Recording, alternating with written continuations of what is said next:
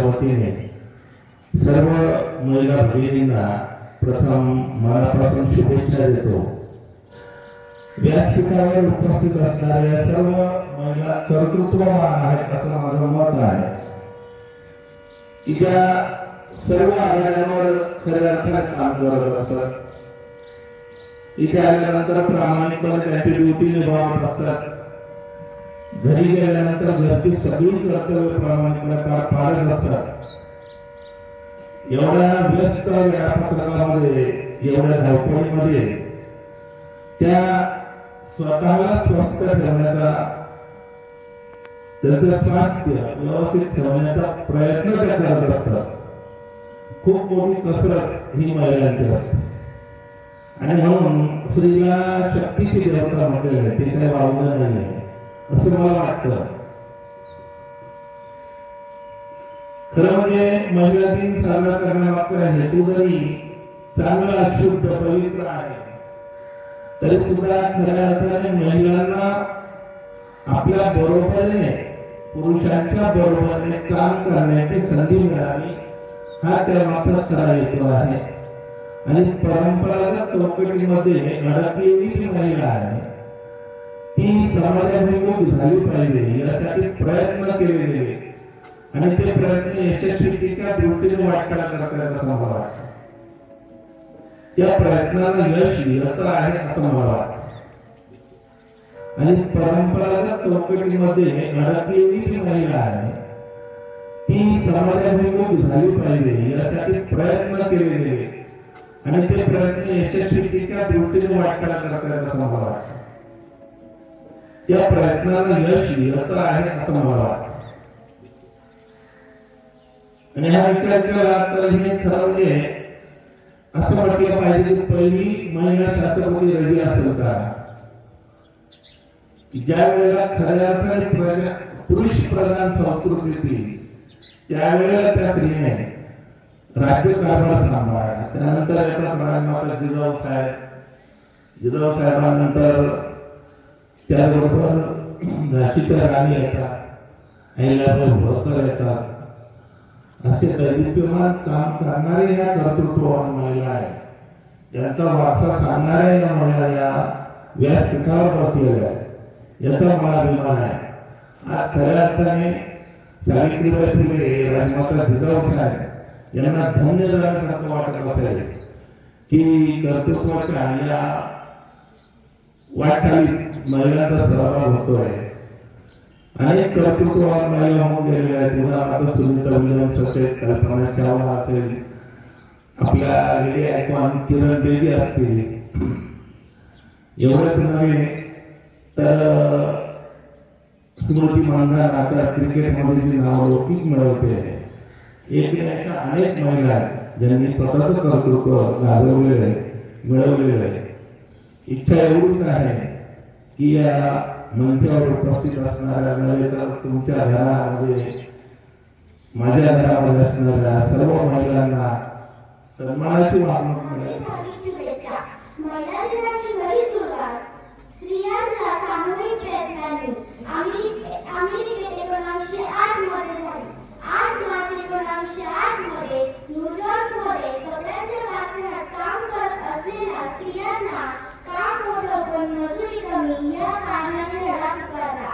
स्त्रियांनी संघटित होऊन स्वतःचा अधिकार मागण्यासाठीचा केलेला संघर्ष हा त्यानंतर 1910 साली फ्लोरा बेंजी यांनी सुचवल्याप्रमाणे 8 मार्च या दिवसाला जागतिक महिला दिन म्हणून स्त्रियांच्या सामूहिक प्रयत्नांना अमेरिकेत 1908 साली झाली।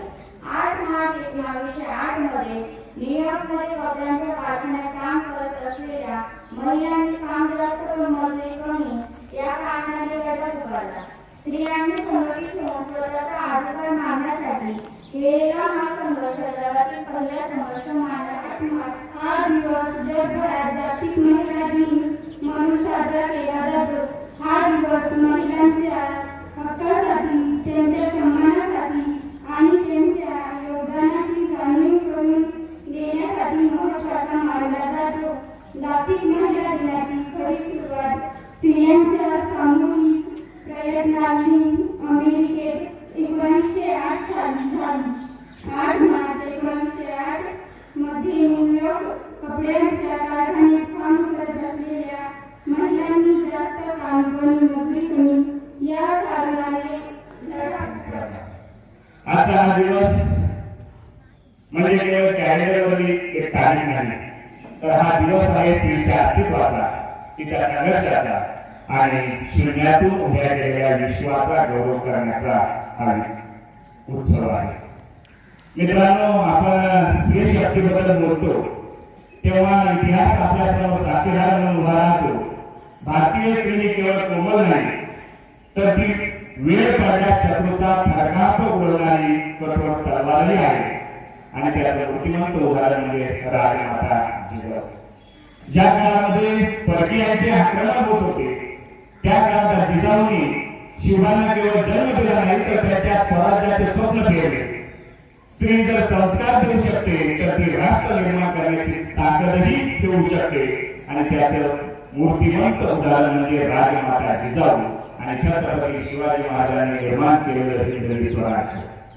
आज आपण जो महिला दिन या ठिकाणी साजरा करतो आहोत आणि या सगळ्या महिला या ठिकाणी मानाने सन्मानाने या ठिकाणी बसल्या आहेत. या विद्यार्थी समोर या विद्यालयामध्ये बसलेल्या आहेत. याचं संपूर्णपणे श्रेय जर कुणाला जात असेल तर ते श्रेय जातं क्रांतीज्योती सावित्रीबाई फुले यांना. स्त्री शिकावी, मुलींना शिक्षण मिळावं यासाठी स्वतःच्या अंगावर दगड शेण झेलणारी माऊली आज इथे जी बसली आणि जी शिक्षण घेते, सन्मानाने तिला वागणूक दिली जाते, त्याच्या मागे सावित्रीबाईंचा मोठा त्याग या ठिकाणी आहे.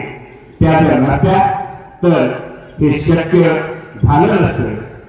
त्यानंतर इतिहासामध्ये बघितलं तर मेरी झाशी नाही दूंगी अशी गर्जना करणाऱ्या झाशीची राणी लक्ष्मीबाई 1857च्या रणधुमाळीमध्ये इंग्रजांना सर्व विफल करून सोडणाऱ्या वीरांगना म्हणजे झाशीची राणी.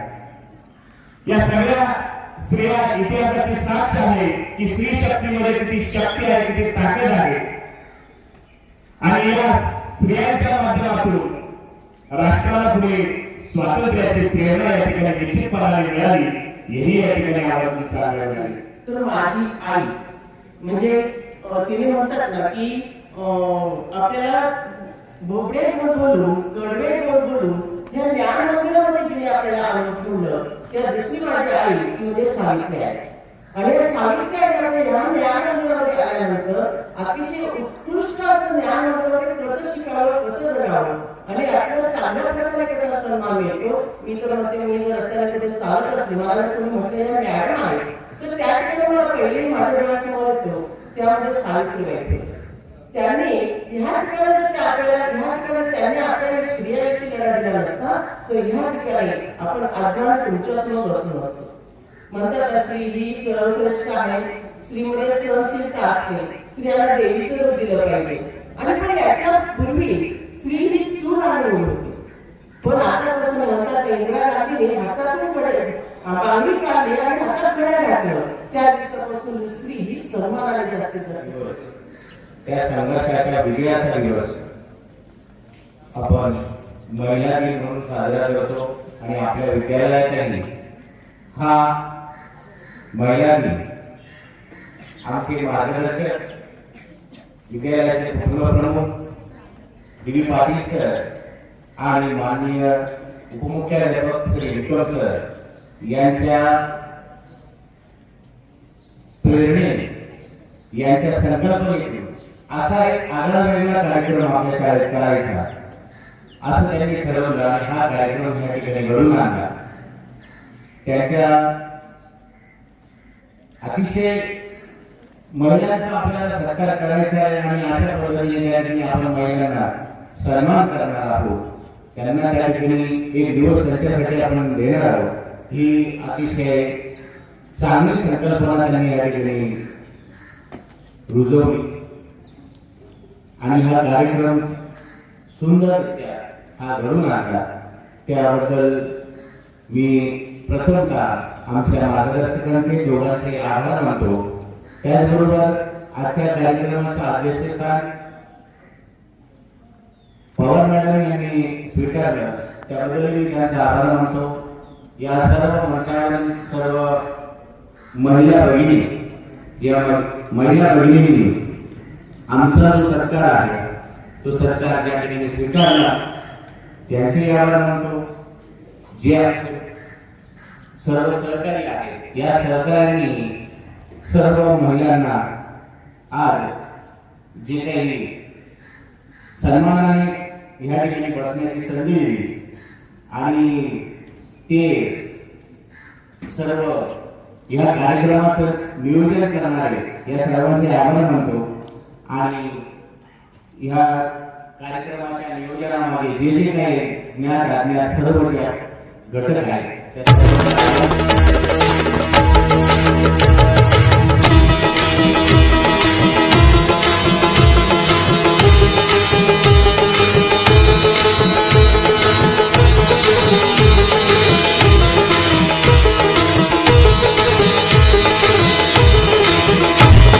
सरली काळ रात्र झाली पहाट नवी कोरी, सरली काळ रात्र झाली पहाट नवी कोरी, पहाट नवी कोरी.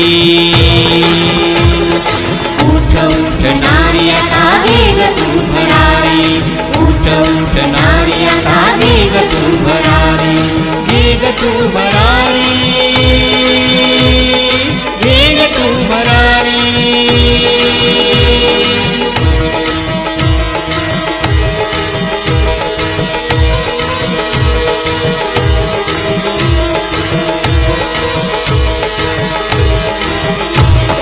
काय दावणीची तू होते एकेकाळी, भोगण आणि सोसण फक्त तुझ्या भाळी, चार भिंतीयात तुझी सदा रात्र काळी, बंदिवान जन्माची तीनही त्रिकाळी, साऊ माऊलीची लेख ते जगा उभारी, ते जगा उभारी. उठ उठ नारी आता वेग तू भरारी, उठ उठ नारी आता वेग तू भरारी, वेग तू भरारी, वेग तू भरारी.